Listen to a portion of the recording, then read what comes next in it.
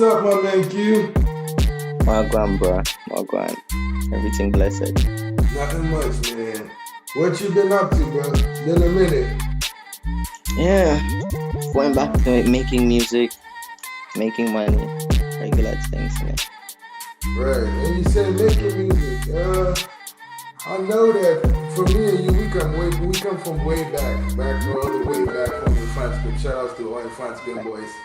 I think Shout it's outs, bro. proud that we have one of our own trying to get into the mainstream of music. And for this, I was trying to say that if all Infantry Boys can support our arts, I think we should be able to produce another MOBA who is not into all the business, but you know what I mean, also putting us in the music industry as a whole, because we had lives like Cocovelli, and you know, he fell out. He was the only MOBA that was doing music at that time. So when you say doing music, what kind of music are you doing right now? Because back in Fanspin, I know you produced one of the bangers with Emmanuel Sarr and I'm the CYO. And you know, that was one of the bangers of our time.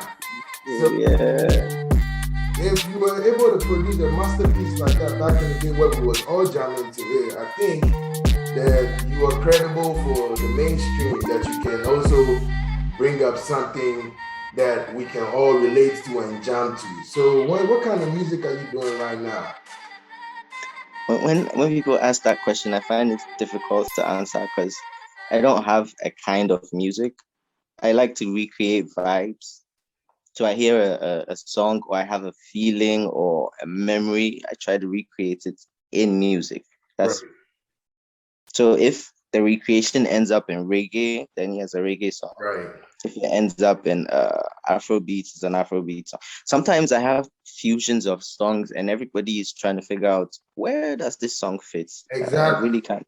Yeah, because when I listened to a few tracks on your EP and I was like, what kind of music is this man doing right now? Because I was like, I couldn't put you nowhere. And I was like, that's versatility. Like you can't put him anywhere, you know, but it fits any category. So why did you choose music though? Aside it being your talent, what made you feel like, okay, this is something that I gotta push for it? Because some people have talents and they don't have the urge to even go with it, because you know they feel like, well, is this going to make me what I want to become, or is there something that will get me lost somewhere? But you know, right now people are actually showing their talents using social media, and then we are getting to see that people have talent. They don't need too much to show the world what they can do. You feel me? So people are actually using music to show talents. We didn't see lives of Yao Tog, who just recently started music from nowhere, and these Americans have been able to bring up the Ghana drill music. And to tell you the truth, nobody expected that to hit real quick. You get what I mean? And look at somebody like Black Sharif. If everybody knows who he is now. Right. So when I was mentioning somebody like Black Sharif, you know, he just popped up of nowhere. You get what I'm saying? It's because they're following their talents right now and they're making sure that the world is getting to know their talents. So why did you choose music and what is pushing you to pursue music? Okay, first off, shout out Americans, shout out Black Sharif. And all those people have been making music for a while. Right. It's just suddenly their style has gone mainstream. Right. Anyway, so why did I choose music? Yeah. I have like a number of talents, right? Right. And I've seen the effects of each talent on the people around me. And music has the ability to change the way people think. I can relate. It's not like, when I paint or draw something or design something, it makes people feel good and gives them some nostalgia, things like that. But then the music changes the way they think because it puts them in a certain zone, and then the words get into your head and you start thinking. Right. It does exactly what I'm trying to do. I'm trying to make You see, I feel like human beings in general, but Africans the most, and Ghanaians, because I'm Ghanaian, that's where I see it the most. This is where I see it. I see a lot of backhanded thinking, a lot of people who are like giving people side eye all the time, because a lot of our training growing up has been, let me say, our culture has been truncated in a way, and it's been fused with all sorts of I don't like saying colonial because like it's like blaming Right. the old people, but you get what I'm saying. It's I been get what fused you with mean. those elements that sort of dampen our ability to move forward. Right. Yeah, I'm trying to be diplomatic with my words, but you get what I'm saying. I get what you're saying. I understand Yeah, very well what you're saying. And I hope our viewers exactly. also will relate to what you're saying because Exactly. growing up from Africa, growing up from the country Ghana, we have stereotypical thinking sometimes, and sometimes, certain things that we deem as not right are the things that are actually helping people to survive. You understand what I'm saying? It's the sacrifices and the pain that we go through that makes us who we are tomorrow. So Exactly. that brings me to a question.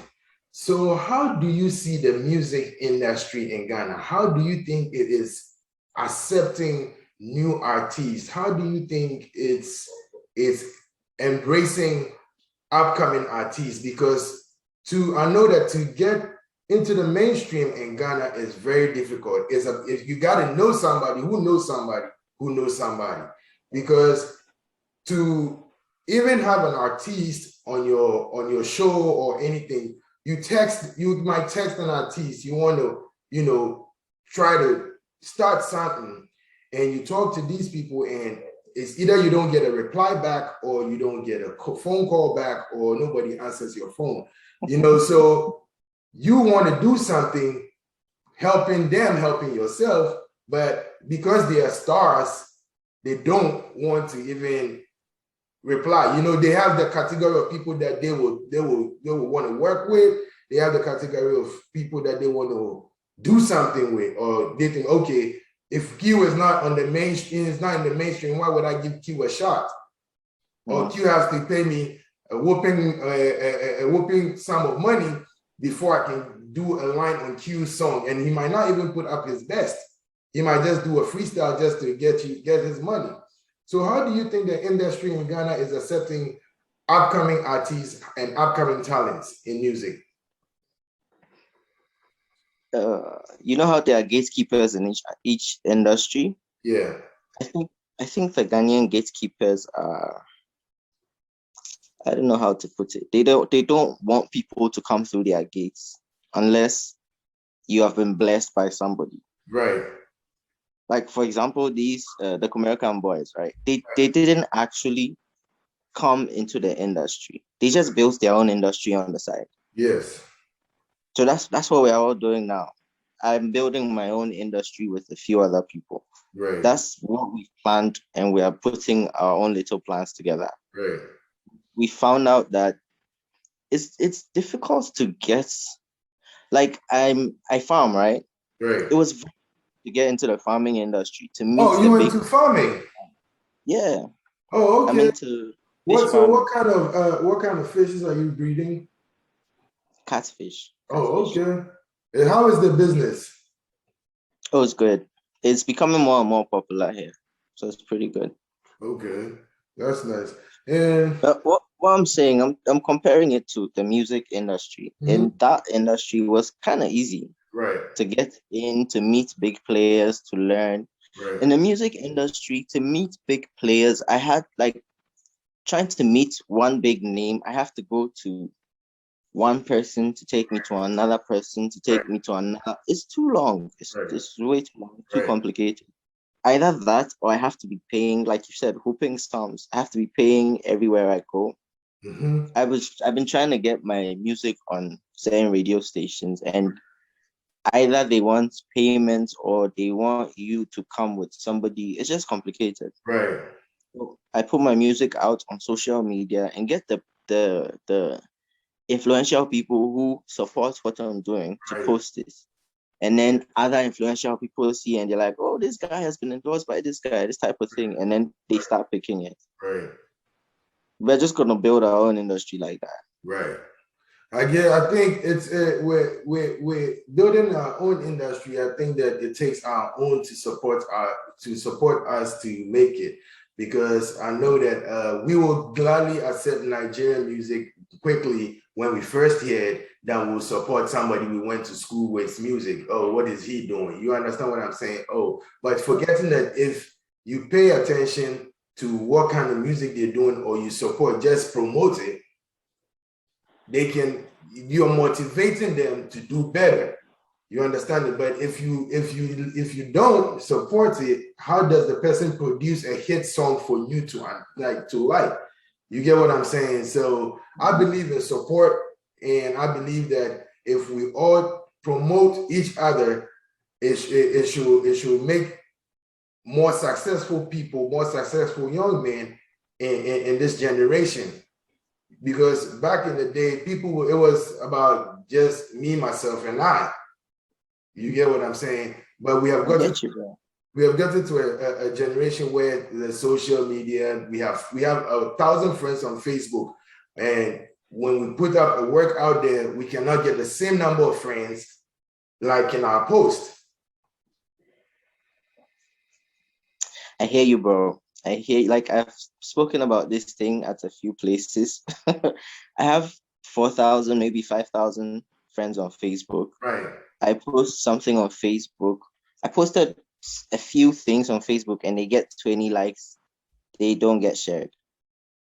Then I post some other stuff and it gets 300 likes. I'm like, it's sometimes it can break your heart. It can demoralize you because my personal work that I'm trying to put out there gets 20 likes. Then I post Jay-Z and there's 300 likes for Jay-Z. It's like, yo, Jay-Z doesn't know who you are. It doesn't know any of us. I know exactly who you are. You know exactly who I am. Like, what's happening? Right. Well, I guess, since we are starting to have conversations and reach out, I guess our works might start making people to realize what we are talking about, because we're being real. And if you start a business and you want me to support you, why don't you support me when I also start something? Is it that you feel you helping me get up to the top is a problem? But I think we should change our mentality. If we all support each other, the world should be a better place. That is what I can say. And also, listening to your new EP, which we are going to come back to, I seen that you had my personal favorite on your EP was "Come See Me Outside." I will let you know. Yeah. My little man yesterday when I was listening to "Come See Outside," my little man actually was bopping with it, and he was like, "Come see me outside, come see me outside." I was like, okay, that is reaching both the young and the old. So I think that's a good song you can promote. Now, I realized that you end up changing your vibe from the bubbly to a trend of sad music. And for music, it takes a person who is listening to relate to your lyrics to like your song. You understand? So maybe you are not doing the azonto, you are not doing the drill music, you are doing sad music. People will want to relate or feel that type of way before they can relate to the music. Like, let's say, for example, somebody will get a broken heart and immediately put on Adele. You get what I'm saying? So what was the concept behind all your music that you wrote on your EP? Exactly what you're saying. Somebody gets a broken heart, puts on Adele. I don't want to be Adele. I want to make an Adele song. Right. Then you wanna maybe you start falling in love and you put on Rihanna. I don't want to be Rihanna, but I'll make a Rihanna song. Good. So my EP would have one Adele song, one Rihanna song, one Jay-Z song. That's the mindset I'm going with, because I'm a producer and then I'm a musician. Right. So I can make almost any kind of music.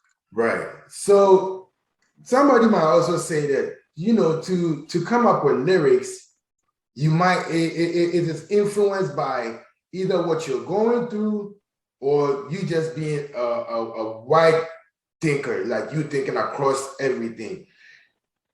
For a song like Pain, was it that you was actually in pain? Because I can relate pain, I can relate flashbacks.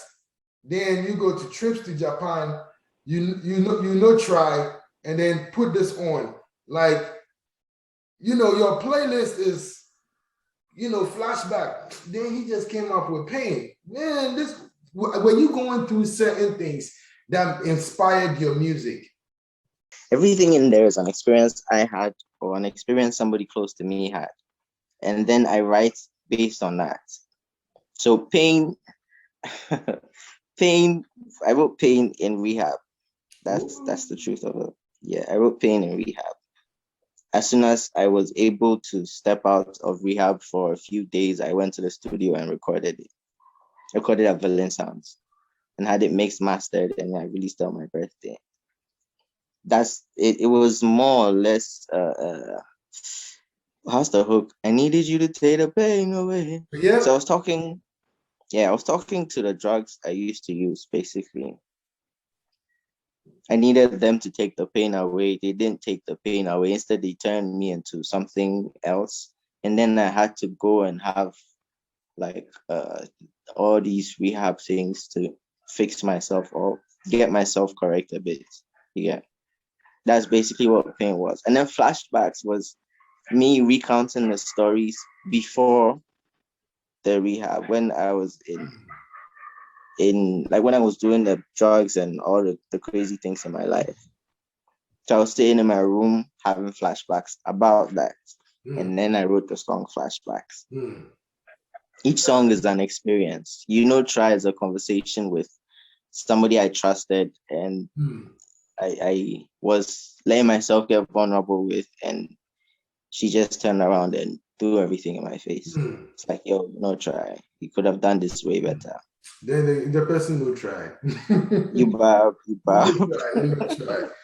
Well, that also leads me to another question because you see, sometimes people see us walking around and they don't even know what kind of trauma or pain that we are going through. They see us grinding through the day and they feel like everything is okay because one, people have been blinded by social media and the fake life that people are living and are forgetting about the daily hustles and the daily stresses that people go through. Sometimes just a conversation with somebody can lighten their mood, can Oh, brighten up somebody's day. brighten up somebody's day, like you're saying. So I seen that you was posting and supporting mental health Yeah. when Abnakoko posted certain stuff and you said a few stuff too. Uh, what exactly was you going through? Like I feel like you might not want to talk about it, but as admitting it is first the cure. Uh-huh. It's the first step to everything. Yeah. So maybe your situation might be something somebody is going through and they feel like that's the end of it. If you would like to share what exactly was going on and have our viewers relate to certain things that you was going through, you can let us into your head for a minute. Let us know what was going on at that time and why you chose to use drugs and why you chose to stop. Because if you as a person realize that it was messing you up and you made a decision to stop and you was able to pull yourself out of it, then I feel that people are making excuses for not being able to stop using drugs if it's messing them up. Okay. Your question has so many layers. All right. First, let me address the very last thing you said. I don't think you see it's hard to tell when somebody is just making an excuse because there are some people who have, how will I say it? Because there are some people who have indoctrinated themselves into beliefs that make it hard for them Right. to leave the drugs. Right. It's not a one size fits all thing. It's based on who the person is, what the person is going through, how the person thinks, how the person was brought up. That's how you can tell if it's an excuse or not. Right. Now back to what I was going through. Right. For me, it was realizing that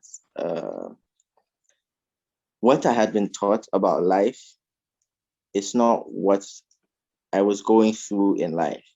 True. Realizing that the True. kind of support I needed wasn't the kind of support I was getting, True. or the kind of support anybody was ready to give me.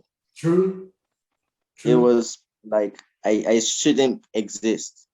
It's like I'm a mistake. That's how life was treating me, or True. the people around me. True. I can relate. True. Yeah.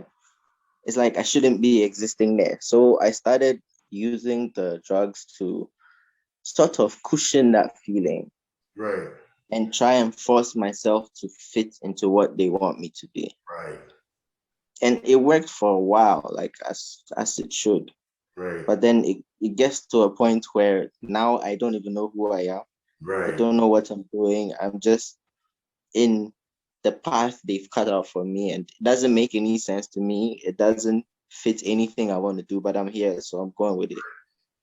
I kept going till one day I was like, man, I can't do this anymore. Right. And then the drugs just took hold and swallowed everything I had. Right. My money, my business. I had a deal, I had a recording deal. At some point I was like, man, forget this. My car, I had an apartment, everything just went into the drugs. Wow. Then one day I woke up and decided I do not want to die a drug addict. It doesn't make sense to me. Like I have Wow. so many things I could do. I don't want to be that guy who, he had so much potential when he was in school. He was the What bright happened kid. to you? Yeah, I don't want to be that guy. I feel you. I feel you. Yeah, I would have been surprised myself, but you you get. I was getting people like I got a call from one of my ex-girlfriends that somebody called her and told her I was mad and I was walking up and down the street and what? why isn't she helping me and why isn't she taking me to the psychiatric hospital? And she was less like confused because we used to talk maybe every week or every other week. She was like, what are they saying? And I understood because I was in a very messed up place. I understood what the person saw and why the person was thinking like that because that's pretty much what my life was. So I understood, but I didn't want to be that guy. Those things just keep adding up, adding up. You look at yourself in the mirror and like everything about you is just messed up. And just realize that I cannot live like this, man. Right. I cannot. So I called a few people, let them understand that this is what I'm going through now. This is what I want to do. This is how I think I should approach it to change it. And yeah, I got on my journey to get where I'm supposed to be and Right. away from where I was. Well, I would say that it's sad to hear that you had to go through stuff like that to realize what you really wanted to do in life. But sometimes you really got to go through stress, and it takes the willpower to tell yourself that no, I want to be somebody tomorrow than be just nobody in the street. So I will applaud you for coming to the realization that hey, this is not the life I chose for myself. I did not decide to be this. Like your fans come say, "Dream can." So you thought ahead, like, we Yeah, can't do bro. this. Yeah, Yeah. you thought ahead that we can't do this. So I think we didn't cover some of your works. And I know that you said you have your producer and you have a company called the Angry Panda. Why the name Angry Panda? Uh, you know how that's another very layered concept. You know how the panda is black and white? Yeah. Yeah. every member of the company now Right. has had a problem where they don't fit into black because a lot of people say that we're kind of too white, and then the white people say we're kind of too black. Right. So it's just a concept of there's no way we actually fit in. We're not black, we're not white. We're just like half of this, half of Neutral. that. Right. Yeah.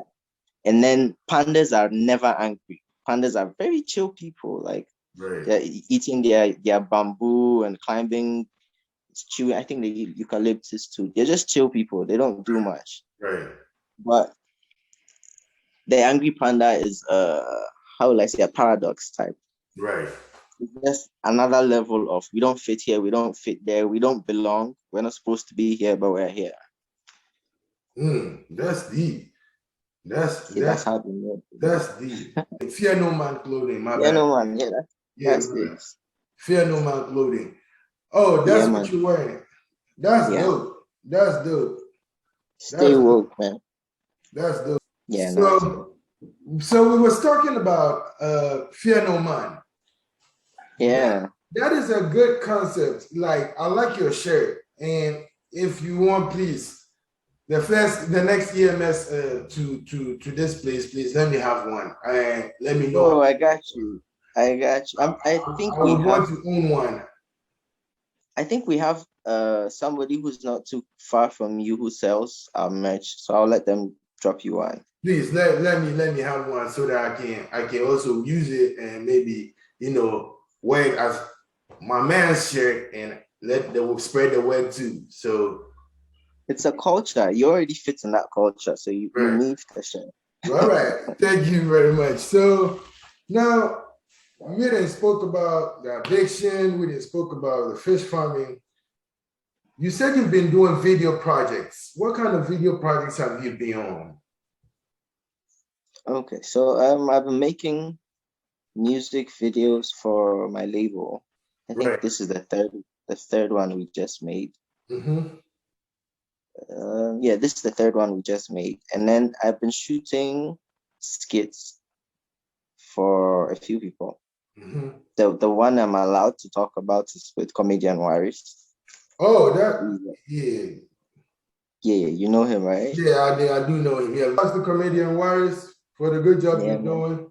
Yeah. So I shoot skits with him. When he gets contracts, he puts up some ideas. We figure out how to shoot, and then we go ahead and shoot the skits. Then I'm doing reels with a few other influencers. I'm trying to build up, how will I say, a following of my style. Right. And then I'm trying to build it up to movies, actually, because most people who watch what I do, they're like, yo, you should make a movie. And I've been wanting to make movies since high school. So I'm building a following, trying to get up to that. That's what's up. Well, we will come to the very end of this interview, and honestly, it was nice talking to you. Since we've not seen each other and spoken to each other for a long time, I'm glad to have hooked up with you today, having this conversation and getting to know what you're about and what you've been doing, and also get to know that you are not alone, and whatever you are going through or whatever you have come out of, you will definitely succeed. And know that if you need support, I will be here to support you. So shout outs to my man Q. They can check your EP out. I will put your link out on our page, and followers can actually go check out your work. Let's support another brother succeed. And who knows, he might also support your business too. So my man Q, thanks for coming on with us today.